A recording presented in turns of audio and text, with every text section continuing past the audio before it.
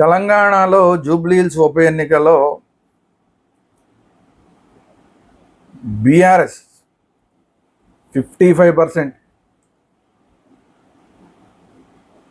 అలాగే Congress 37%, BJP 7%.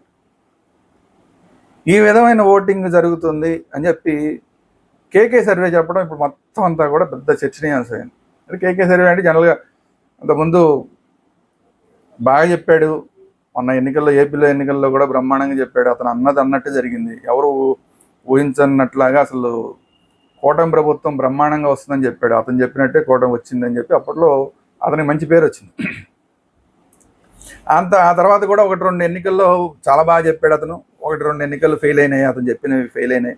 North ఇండియాలో కొన్ని అంచనాలు వేస్తే అవి ఫెయిల్ అయినాయి.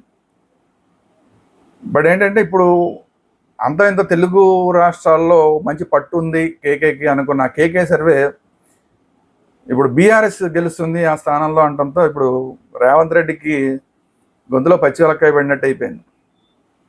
ఏదో కాంగ్రెస్ పార్టీ మంచి ఉత్సాహంగా దీన్ని ఏదో చేద్దాం అనుకుంటే ఆ సర్వే ఇలా కాంగ్రెస్ వాళ్ళ ఉత్సాహం మీద నీళ్ళు జల్లేసినట్టు అయిపోయింది.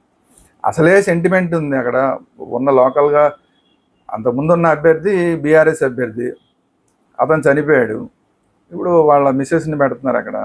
సో ఆ సెంటిమెంట్ అనేది ఆటోమేటిక్గా వర్కౌట్ అవుతుంది.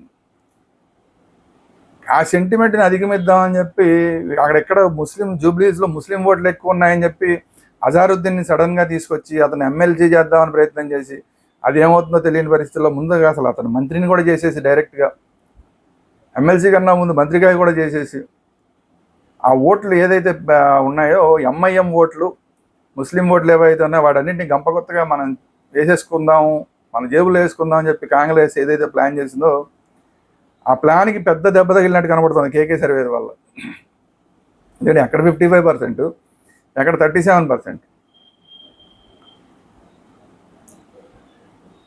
అందరూ ఎవరు కూడా బీఆర్ఎస్కి సపోర్ట్ చేద్దామని అనుకుంటున్నారు. ఇప్పుడు ముస్లిమ్స్ కూడా బీఆర్ఎస్కి సపోర్ట్ చేస్తున్నట్టుంది తప్ప ఎక్కడ అజారుద్దీన్కి ఏదో మంత్రి పదవి ఇచ్చారు కదా, మన ఏదో గౌరవం ఇచ్చారని చెప్పి కాంగ్రెస్ ఓటేసే మూడ్లో ఉన్నట్టుగా కనిపించట్లేదు. గతంలో అక్కడ అదే జూబ్లీస్ ప్లేస్లో అజారుద్దీన్ పోటీ చేసి ఓడిపోయాడు. ఆ ఓడిపోయిన అభ్యర్థి పాప ఆయన చనిపోవడం వల్ల ఇప్పుడు వాళ్ళ మిస్సెస్ సరే ఆవిడ పోటీ చేస్తుంది కాబట్టి ఆ సెంటిమెంట్ నడుస్తుంది. అసలు అజారుద్దీన్కి ఇంతకు ముందు వచ్చిన ఓట్లన్నా ఈసారి కాంగ్రెస్ పార్టీకి వస్తాయా రావా అనేది అదొక డౌట్గా ఉంది ఇప్పుడు. ఎందుకంటే బీజేపీ ఓట్లు కూడా ఇప్పుడు టోటల్గా చూస్తుంటే బీజేపీకి ఓన్లీ 7% ఓట్లు మాత్రమే కేకే సర్వే ఇచ్చింది. అంటే అసలు టోటల్గా లేనట్టే లెక్క, బీజేపీ అనేది అసలు ఫీల్డ్లో లేనట్టే లెక్క. సో అంటే బీజేపీ ఓట్లు ఏవైతే ఉంటాయో హిందుత్వ అనుకూల ఓట్లు కూడా ఈసారి బీఆర్ఎస్కి పడిపోతున్నట్టుగా కనబడుతోంది. అంటే ఆ సెంటిమెంట్ ఉంది కదా, మహిళా సెంటిమెంట్ ఉంది, తను ఆల్రెడీ అక్కడ చనిపోయిన అభ్యర్థి భార్య అన్న ఒక సెంటిమెంట్ ఉంది. సో ఈ సెంటిమెంట్లతోటి టోటల్గా అసలు బీజేపీ ఓటింగ్ అంతా అటు వెళ్ళిపోతున్నట్టుంది. ఇది కాకుండా జూబ్లీహిల్స్లో తెలుగుదేశం ఓటింగ్ ఉంది. అంటే తెలుగుదేశం ఓటింగ్ మీన్స్ తెలుగుదేశం కానీ మిగతా ఆంధ్ర ఓట్లు కూడా ఉన్నాయి. చాలా ఆంధ్ర ఓటర్లు చాలా ఎక్కువ మంది ఉన్నారు. ఆ ఆంధ్ర ఓటర్లు అందరూ కూడా ఇప్పుడు బీఆర్ఎస్కే ఓటింగ్ చేస్తున్నట్టుగా కనబడుతుంది. ఎందుకంటే ఆ చనిపోయిన అభ్యర్థి ఆయన గతంలో తెలుగుదేశం నుంచే గెలిచాడు. ఆయన ఒరిజినల్గా తెలుగుదేశం. ఆ సీటు కూడా చాలా కాలం పాటు ఒరిజినల్గా రాష్ట్రం విడిపోయిన దాకా కూడా తెలుగుదేశం అకౌంట్లోనే ఉంది. విడిపోయినప్పుడు కూడా తెలుగుదేశం. విచిత్రం ఏంటంటే రాష్ట్రం విడిపోయిన తర్వాత కూడా తెలుగుదేశం పార్టీ నుంచే గెలిచాడు ఆయన. తర్వాత బీఆర్ఎస్లో చేరిపోయాడు, అది వేరే సంగతి అనుకోండి. అంటే ఓవరాల్గా ఏంటంటే ఆ నియోజకవర్గంలో టీడీపీ వాళ్ళందరూ చాలా ఎక్కువ మంది ఉన్నారు, ఆంధ్ర ఓటర్లు చాలా ఎక్కువ మంది ఉన్నారు. వీళ్ళందరూ కూడా టీడీపీ ఓటర్లు కానీ ఈ ఆంధ్ర ఓటర్లు కానీ వీళ్ళందరూ కూడా ఇప్పుడు బీఆర్ఎస్కే ఓటేస్తున్నట్టు కనపడుతుంది జూబ్లీహిల్స్లో. లేకపోతే 55% రాదు అసలు అక్కడ. సో ఓ పక్క సెంటిమెంటు, ఓ పక్క మహిళా సెంటిమెంటు, ఇంకో పక్కనేమో ఈ ఆంధ్ర ఓటర్లు, ఇంకో పక్క తెలుగుదేశం ఓటర్లు, వీళ్ళందరూ కూడా గంపకొత్తగా బీఆర్ఎస్కి కొట్టేస్తూ ఉంటాం. దానికి తోడు బీజేపీ ఓటర్లు ఎవరైతే ఉన్నారో బీజేపీ అభ్యర్థి సరిగ్గా కరెక్ట్గా లేడు. ఎందుకంటే బీజేపీకి సంబంధించి అక్కడ క్యాండిడేట్ని సెలెక్ట్ చేయడం కానీ ఇవన్నీ కూడా కిషన్ రెడ్డి గారు చేశాడు అనేది.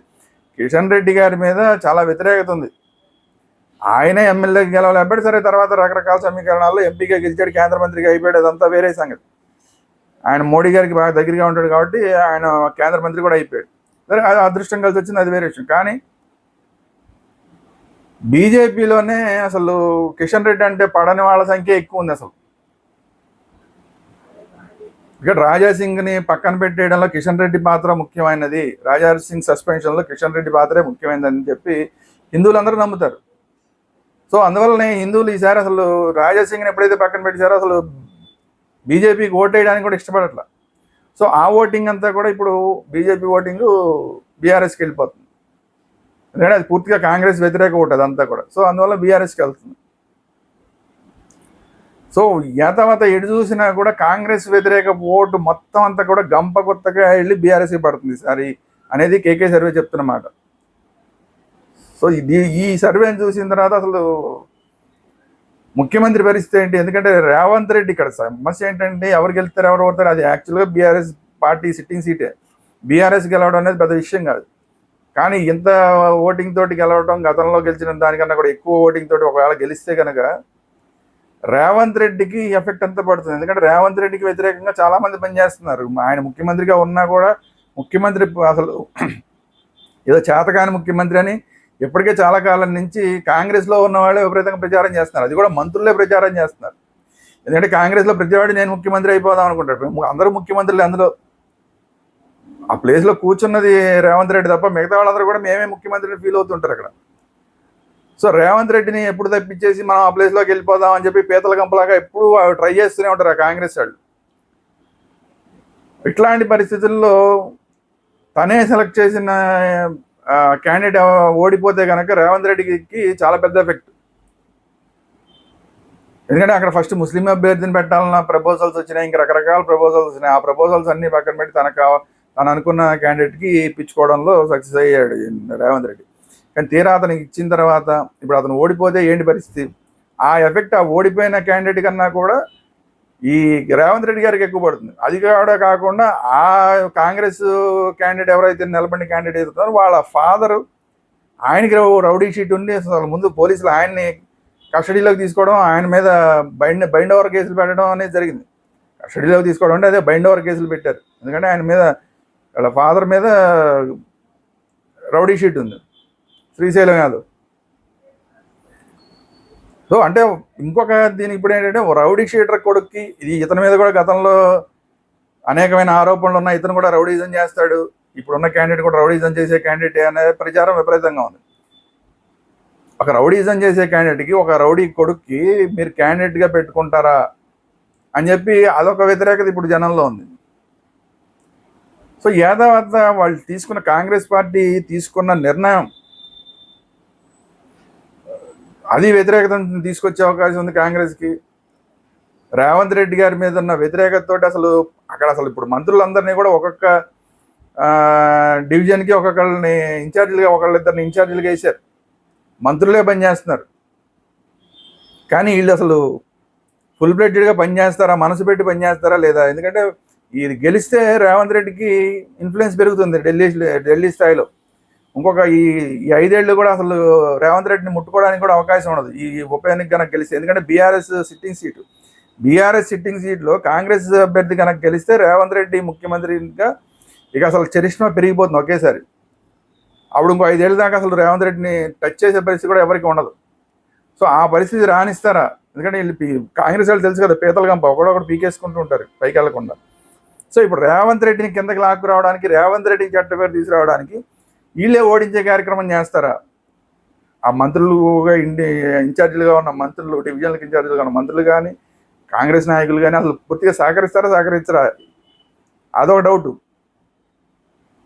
సో ఇన్ని వ్యతిరేకతలు, కాంగ్రెస్కి ఇన్ని వ్యతిరేకతల మధ్యలో కేకే సర్వే కూడా వ్యతిరేకంగా రావడంతో అసలు ఏమి పైకి ఊరికే ఈ సర్వేలు ఏం పనికిరావులేండి, ఇవన్నీ మేమే గెలుస్తామని చెప్పి మాట్లాడుతున్నా కూడా మొత్తం ఆల్మోస్ట్ కాంగ్రెస్ గాలంతా పోయినట్టే లెక్క. ఎందుకంటే ఏదో దగ్గరది కేకే సర్వే కాదు, ఇంకో సర్వే కాదు, దగ్గరికి ఇస్తే ఓకే టగ్ ఆఫర్గా ఉంది, ఆ సర్వే కన్నా కూడా మనమే ఇంకా కొంచెం కష్టపడితే గెలవచ్చులే అనుకోవచ్చు. ఎక్కడ 55%, ఎక్కడ 37%. సో ఆ గ్యాప్ను కూడా ఫిలప్ చేసే అవకాశం కూడా కనిపించట్లా. సో ఈ పరిస్థితుల్లో అసలు కేకే సర్వే అనేది ఇంకా ఈ కేకే సర్వే ఇప్పుడు అటు ఇటుగా ఉన్న తటస్థంగా ఉన్న ఓటర్ల మీద కూడా ఇన్ఫ్లుయెన్స్ చేసే అవకాశం ఉంది. వాళ్ళు కూడా చాలామంది గెలిచే వాళ్ళకి మనం ఓటేద్దామని చాలామంది అనుకునే వాళ్ళు ఉంటారు తటస్థుల్లో. అలాంటి వాళ్ళు కూడా ఇప్పుడు అటు ఏంటి ఎవరికి వేద్దాం ఏంటి అనుకునే వాళ్ళు కూడా కేకే సర్వే అయితే బీఆర్ఎస్కి గెలుస్తుందని చెప్తున్నాడు కాబట్టి బీఆర్ఎస్కి వేసేద్దాంలే అని ఓట్లు పడేవి చాలా ఉంటాయి. ఎందుకంటే తటస్థుల్లో చాలామంది అలా ఉంటారు, గెలిచే వాళ్ళకి మనం ఓటేద్దామని. సో ఆ రకంగా కూడా ఇన్ఫ్లుయెన్స్ చేసే అవకాశం ఉంది. ఇప్పుడు కేకే సర్వే అనేది ఓటర్ని కూడా ఒక రకంగా ప్రభావితం చేసే అవకాశం ఉంది. సో కేకే సర్వే అనేది మొత్తానికి తర్వాత ఏంటి చెప్పదలుచుకుంది ఏంటంటే, కేకే సర్వే అనేది అసలు మొత్తం జూబ్లీ హిల్స్ ఎన్నికలో పెద్ద గందరగోళ వాతావరణాన్ని తీసుకొచ్చింది. కొంతమందికి సంతోషం, కొంతమందికి ఏమో విషాదం దాన్ని చూసిన తర్వాత, ఆ సర్వే చూసిన తర్వాత. భారతీయ జనతా పార్టీ అయితే ఇప్పుడు ఆ సర్వే చూసిన తర్వాత ఇంకా ఎక్కువ మంది వెళ్ళి అక్కడ మేము పని చేస్తాం అని వెళ్ళి పని చేస్తున్నారు, కానీ ఇంకా వర్కౌట్ అయ్యే అవకాశాలు చాలా తక్కువ. ఎందుకంటే 7% చూపిస్తున్నారు. 7% ఎప్పటికీ రావాలి, పైకి రావాలి, ఎప్పటికీ గెలవాలి, అంతా గెలిచే అసలు ఇది 80% భారతీయ జనతా పార్టీ ఓడిపోతుంది అన్నప్పుడు ఇంకొక విషయం ఏంటంటే, భారతీయ జనతా పార్టీ 7% తోటి చాలా ఘోరంగా ఓడిపోతుంది అన్న పరిస్థితులు ఉన్నప్పుడు భారతీయ జనతా పార్టీ ఒరిజినల్ ఓటర్లు కూడా వేరు. ఇక అసలు ఆ పార్టీకి వేసిన ఓటు అయిపోయిన ఓటుకి అనవసరంగా కాంగ్రెస్ నుంచి గెలుస్తుందేమో, మనం ఓటు కనుక భారతీయ జనతా పార్టీకి వేస్తే కాంగ్రెస్ గెలుస్తుందేమో అన్న భయంతో వీళ్ళు కూడా బీజేపీ ఓటర్లు కూడా వెళ్ళి బీఆర్ఎస్కి వేస్తారు. దాంతో అసలు కేకే చెప్పిన 7% కూడా ఇప్పుడు నెక్స్ట్ వస్తుందో రాదో ఒక డౌట్. అతను సర్వే చేసేసరికి 7% ఉంది. ఈ అనౌన్స్మెంట్ వచ్చిన తర్వాత ఇలాంటి ఓటర్లు, బీజేపీ ఓటర్లు కూడా వెళ్ళి ఎందుకు వచ్చింది కాంగ్రెస్ రాకుండా చూడాలని చెప్పి బీఆర్ఎస్ గుద్దారు అనుకోండి, ఆ 7% కూడా రాదు. సో బీజేపీలో గందరగోళం వచ్చేసింది, కాంగ్రెస్లో గందరగోళం వచ్చేసింది. బీఆర్ఎస్ మాత్రం కేకే సర్వే తర్వాత చాలా ఉత్సాహంగా పనిచేస్తున్నారు. సో ఇది ఈరోజు వీడియో. ఈ వీడియో మీకు ఎలా అనిపించింది? వీడియో నాకు నచ్చితే లైక్ చేయండి. అట్ ది సేమ్ టైం మీ అభిప్రాయాలు ఏంటి? జూబ్లీ హిల్స్లో ఎవరు గెలుస్తారు అనుకుంటున్నారు? మీరు కాంగ్రెస్ గెలుస్తుంది అనుకుంటున్నారా, బీఆర్ఎస్ గెలుస్తుంది అనుకుంటున్నారా, లేదంటే భారతీయ జనతా పార్టీ గెలుస్తుంది అనుకుంటున్నారా? మీ అభిప్రాయాలు కామెంట్ రూపంలో తెలియజేయండి. అలాగే ఈ వీడియోని అందరికీ షేర్ చేయండి. అట్ ది సేమ్ టైం మన ఛానల్ని సబ్స్క్రైబ్ చేసుకోవడం మాత్రం మర్చిపోకండి. Thank you very much.